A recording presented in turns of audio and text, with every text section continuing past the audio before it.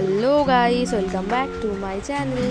তো আজকে টিফিনে আমি সকাল সকাল খেয়েছিলাম হচ্ছে রুটি, তরকারি, কাঁচা পেঁয়াজ আর একটু ঝুড়ি ভাজা। যেটা ঝুড়ি ভাজাটা না দিলে আমার কোনো খাওয়াটাই একদম ঠিকঠাক হয় না, তাই জন্য। আর লাঞ্চে খেয়েছিলাম হচ্ছে fried rice and chilli chicken, যেটা মা বাড়িতে বানিয়েছিল। খুব ভালো খেতে হয়েছিল সেটা। আমি আর বোন খেয়েছিলাম দুপুরবেলা লাঞ্চে, মায়েরা কেউ খায়নি যদিও। আর তারপরে আজকে সন্ধ্যেবেলা হচ্ছে যে আমাদের এখানে একজন ফুচকা বিক্রি করতে এসেছিলো, তো তার থেকে আমরা একটু ফুচকা নিয়েছিলাম। বেশ ভালো লাগছিলো টক জল দিয়ে ফুচকাটা খেতে। আমার আবার টক জল ছাড়া একটু বেশি ভালো লাগে ফুচকাটা।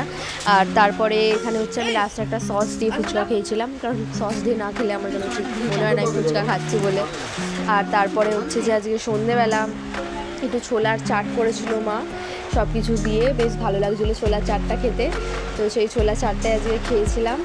তো আজকের ভিডিওটা এই পর্যন্ত, দেখা হচ্ছে নেক্সট ভিডিওতে। আর আমার ভিডিও তোমাদের কেমন লাগছে তোমরা অবশ্যই জানিও কমেন্টে, আর লাইক কমেন্ট শেয়ার করে দিও। তো আজকের মতো বাই।